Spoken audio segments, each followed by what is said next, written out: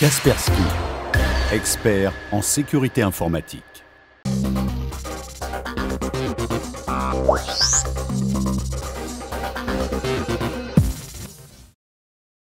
Salut à toutes et à tous et bienvenue sur la chaîne techno.com et bienvenue dans ce nouveau numéro de Cybercrime. Cybercrime, c'est toutes les 2 semaines, toute l'actualité de la cybercriminalité. Bonjour, avec cette semaine un dossier spécial, pourrait-on dire, un cybercrime quasiment entièrement consacré à cette affaire qui n'en finit pas.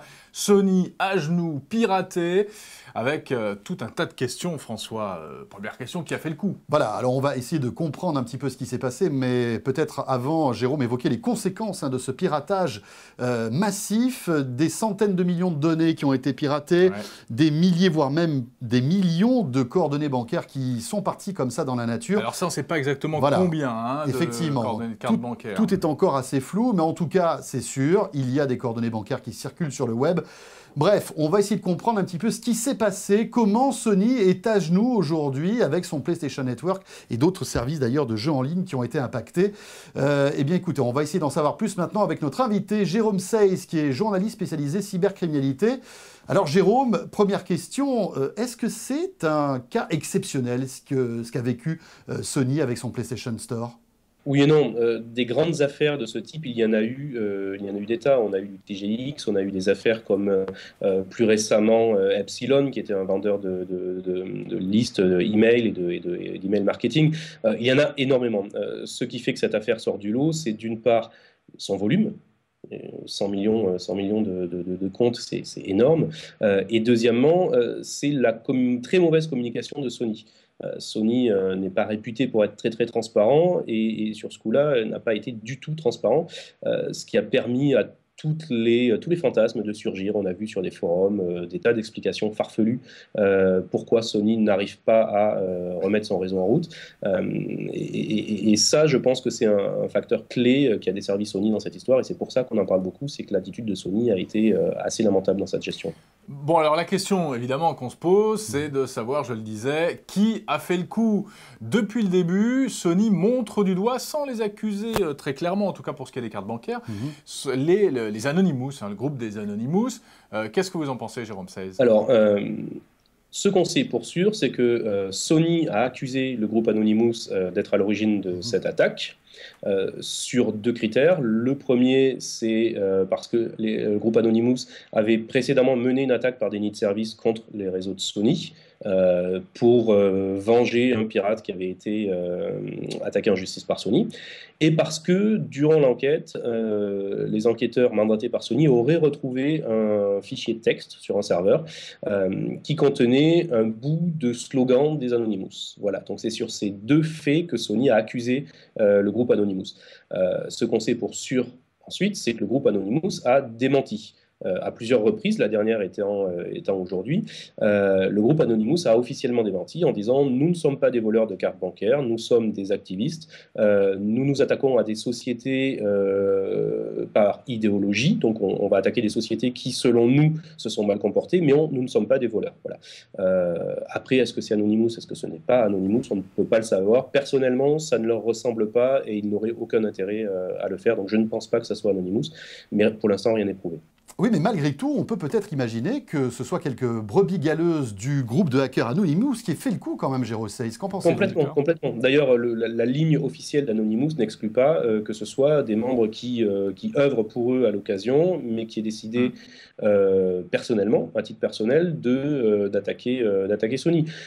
Une autre explication fournie par Anonymous a été que finalement, l'attaque aurait commencé par une attaque par déni de service, et certains des membres auraient vu qu'ils peuvent aller plus loin et se seraient engagés engouffrés dans la faille, à titre personnel, encore une fois. Eh bien merci Jérôme Seiz pour toutes ces précisions concernant cette affaire incroyable du PlayStation Network piraté donc. Oui, alors en plus, conséquence, François, conséquence étonnante, c'est qu'apparemment, il y a même maintenant des règlements de compte au sein des Anonymous, sur les forums, sur Internet, des luttes de pouvoir, il y a une ligne directrice, des dissidents, etc.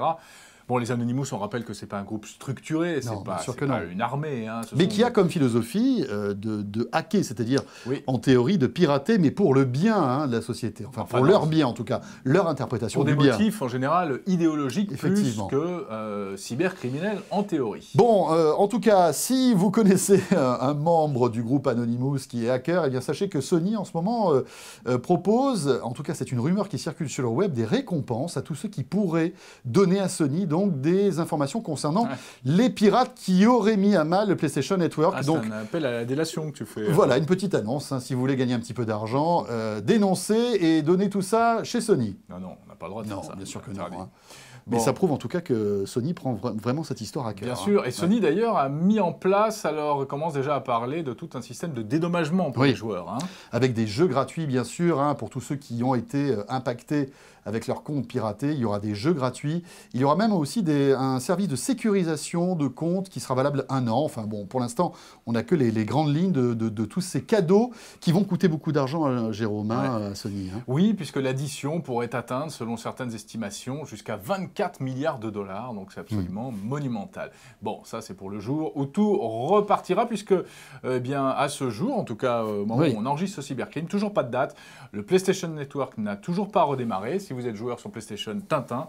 Plus moyen de faire des jeux en réseau. On parle maintenant peut-être de la fin du mois de mai. Enfin, on ne sait pas exactement. En tous les cas, qu'est-ce qu'il faut retenir de tout ça? Eh bien, c'est les conseils de cybercrime concernant le PlayStation Network, parce que vous êtes peut-être tout comme moi, en fait, détenteur d'un compte PlayStation Network. Alors pour aujourd'hui, j'ai vu passer ta carte bancaire sur Internet d'ailleurs. C'est quand même un peu embêtant tout ça. Il faut savoir que quand le PlayStation Network sera remis en route, il y aura quelques petites choses à faire, comme par exemple, moi si j'étais vous, détruire votre compte PlayStation Network et en recréer un avec un nouveau login et surtout un nouveau mot de passe. Ça, c'est très important. Bien sûr. Et puis, alors d'ici là, si vous êtes abonné au PlayStation Network et que vous avez donné vos coordonnées bancaires, votre numéro de carte, eh bien, vérifiez bien votre compte bancaire, regardez vos relevés, vérifiez qu'il n'y a pas de prélèvement anormal, douteux, auquel cas vous pourriez vous retourner contre votre banque.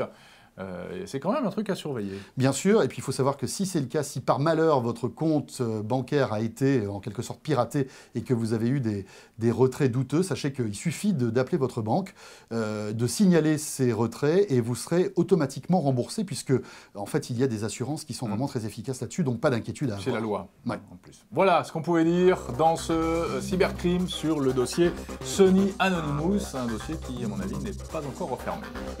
We are anonymous. We are legion. We do not forgive greedy companies.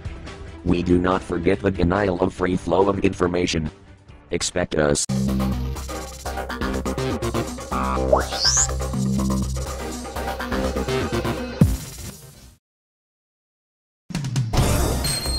Kaspersky, expert en sécurité informatique.